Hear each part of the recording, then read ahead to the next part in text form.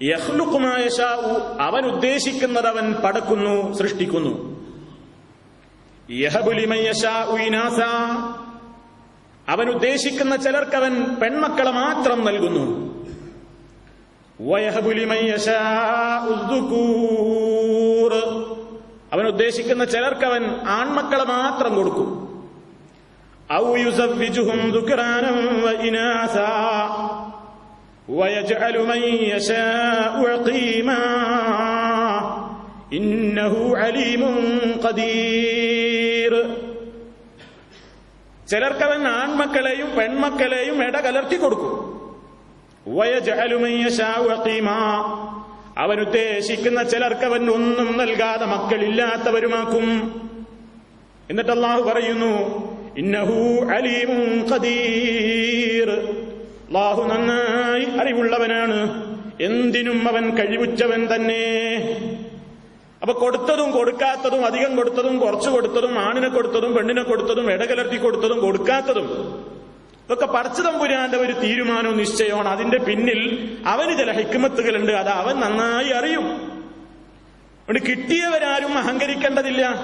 അള്ളാഹു എന്നെ വല്ലാതെ ആദരിച്ച് ബഹുമാനിച്ചുകൊണ്ട് തന്നതാ, മുതലായാലും മക്കളായാലും വേണ്ട. കിട്ടാത്തവരാരും അതീവമായി ദുഃഖത്തിൽ ഏർപ്പെടേണ്ടതില്ല. അള്ളാഹ് എന്നെ വല്ലാതെ തഴഞ്ഞുപോയി, എനിക്ക് മക്കളെ തന്നില്ല, അല്ലെങ്കിൽ എനിക്ക് ധനം തന്നില്ല, ആവശ്യമില്ല. അതൊന്നും വേണ്ട. അതൊക്കെ പടച്ച തമ്പുരാന്റെ പരീക്ഷണങ്ങളാണ്. അവ രണ്ടും പടച്ച തമ്പുരാൻ അള്ളാഹുവിന്റെ ഭാഗത്ത് നിന്ന് പരീക്ഷണങ്ങൾ ഏത് കാര്യമാകട്ടെ നൽകിയും പരീക്ഷിക്കും, നൽകാതെയും പരീക്ഷിക്കും.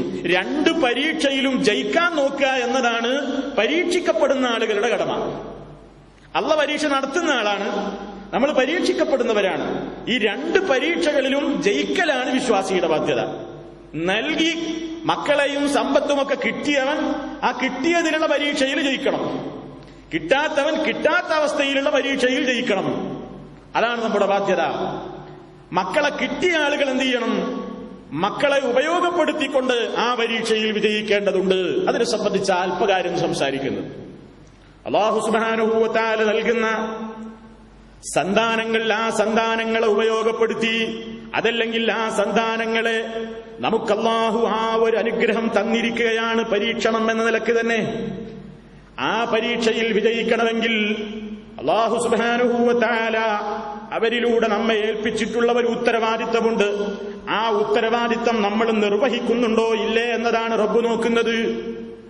അല്ലാഹു സുബ്ഹാനഹു വ തആല പറയുന്നു, സർവവിശ്വാസികളെയും വിളിച്ചുകൊണ്ട് പറയുന്നു, യാ അയ്യുഹല്ലദീന ആമനൂ, ഓ വിശ്വാസികളെ, ഖൂ അൻഫുസകും വഅഹ്ലീകും നാറാ, നിങ്ങളെയും നിങ്ങളുടെ ശരീരങ്ങളെയും നിങ്ങളുടെ സ്വന്തങ്ങളെയും അതുപോലെ തന്നെ നിങ്ങളുടെ കുടുംബത്തെയും നരകാഗ്നിയിൽ നിന്ന് രക്ഷിക്കണേ.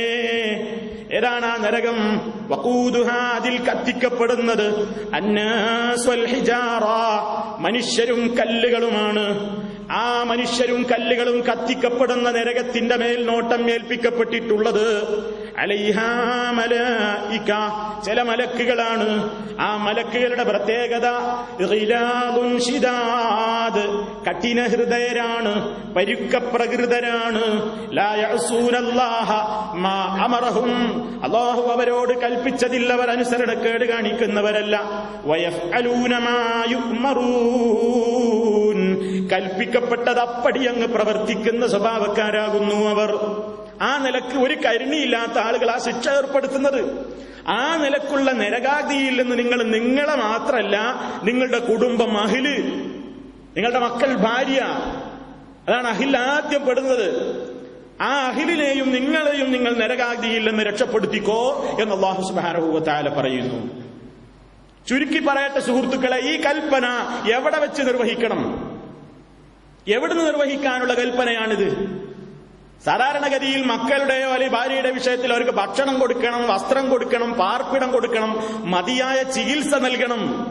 ഇതിലാരും ആയത്തും ഹദീസും അധികം പഠിപ്പിക്കേണ്ടതില്ല, എല്ലാവർക്കും അറിയാം. വേണ്ടതിലപ്പുറം നമ്മളുടെ മനസ്സിലൊക്കെ അതുണ്ട്. ഭക്ഷണവും വസ്ത്രവും പാർപ്പിടവും ചികിത്സയൊക്കെ ശ്രദ്ധിക്കുന്നത്.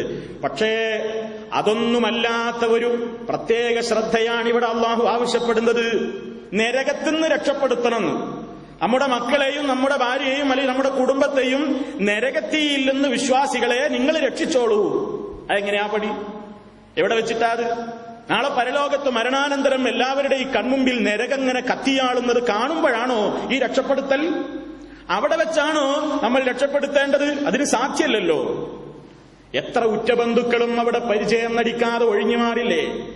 യൗമ യഫിറുൽ മർഉ മിൻ അഖീഹി വഉമ്മിഹി വഅബീഹി വസാഹിബതിഹി വബനീഹി ലികുല്ലി ഇംറിഇൻ മിൻഹും യൗമഇദിൻ ശഅ്നുൻ യുഗ്നീഹി.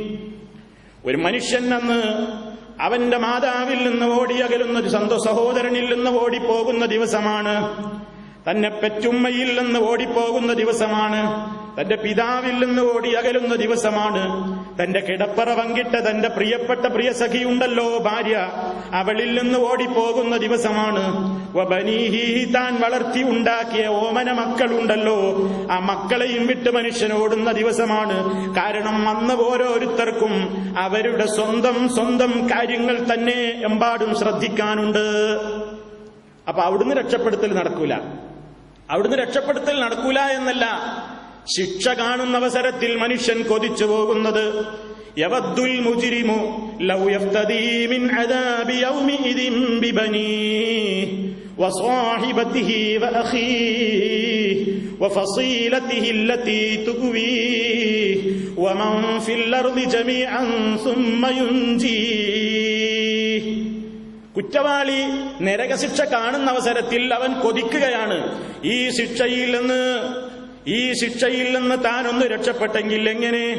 എന്റെ മകനെ പകരം നരകത്തിലിട്ടോളൂ, എന്റെ സഹോദരനെ ഇട്ടോളൂ, എന്റെ ഭാര്യയെ ഇട്ടോളൂ, എന്റെ ഭർത്താവിനെ ഇട്ടോളൂ, എനിക്ക് സംരക്ഷണം നൽകിയിരുന്ന എന്റെ മുഴുവൻ ആളുകളെയും എന്ന് വേണ്ട. വമൻ ഫിൽ അർളി ജമീഅ, ലോകത്തുള്ള സർവ്വ മനുഷ്യരെയും വിട്ടാലും എനിക്കൊന്ന് രക്ഷപ്പെടാൻ വല്ല പഴുതുമുണ്ടോ എന്ന് മനുഷ്യൻ ആഗ്രഹിക്കുന്ന ലോകമാണ്. അല്ലാഹു നമ്മെ കാത്തുരക്ഷിക്കുമാറാകട്ടെ.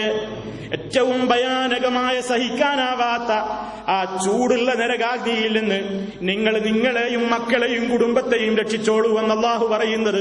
അപ്പൊ പരലോകത്തെ രക്ഷപ്പെടുത്തലിന്റെ കാര്യമല്ല എന്ന് ഉറപ്പായി കഴിഞ്ഞു. അവിടെ രക്ഷയില്ല, അവിടെ രക്ഷപ്പെടുത്താൻ കഴിയൂല. എങ്കിൽ ഈ ദുനിയാവെന്ന് ചെയ്യേണ്ട ബാധ്യതയാത്. നിസ്കരിക്കണേ എന്ന് പറഞ്ഞാൽ അത് പരലോകത്ത് നീയാളതല്ല. നിങ്ങൾ സക്കാത്ത് കൊടുത്തോളൂ, ഹജ്ജ് ചെയ്തോളൂ, സത്യം മാത്രം പറഞ്ഞോളൂ, മാതാപിതാക്കളെ ബഹുമാനിച്ചോളൂ, ഈ കൽപ്പനകളൊന്നും പരലോകത്തുനിന്ന് ചെയ്യേണ്ടതല്ലോ. ഇത് കർമ്മത്തിന്റെ ലോകം, ഈ ദുനിയാവാണ്. അതുകൊണ്ട് നരകാഗ്നിയിൽ നിന്ന് നിങ്ങൾ രക്ഷിച്ചോളൂ എന്ന കൽപ്പനയും ഇവിടെ വെച്ച് നിർവഹിക്കാനുള്ള നമ്മുടെ ബാധ്യതയാണ്, ഉത്തരവാദിത്തമാണ്. ആ ബാധ്യത നിർവഹിക്കാനുള്ള കൽപ്പന നമ്മൾ എത്രമാത്രം നിറവേറ്റി എന്നാണ് സുഹൃത്തുക്കളെ നമ്മൾ ചിന്തിക്കേണ്ടത്. തെർബിയത്ത് നൽകേണ്ട ഉത്തരവാദിത്തമാണ് ഉമ്മാക്കും ഉപ്പാക്കും ഉള്ളത്. മക്കൾക്ക് തെർബിയത്ത് കൊടുക്കണം. എന്താ ഈ തെർബിയത്ത് എന്ന് പറഞ്ഞാൽ? ഓരോ ഘട്ടത്തിലും ആവശ്യമായ രൂപത്തിലുള്ള നിർദ്ദേശങ്ങളും ഉപദേശങ്ങളും നൽകി പടിപടിയായി ഇങ്ങനെ സംസ്കരിച്ച് വളർത്തിക്കൊണ്ടുവരിക. തെർബിയത്ത് റബ്ബാ യുറബ്ബി എന്നുള്ളതാ തെർബിയത്ത്.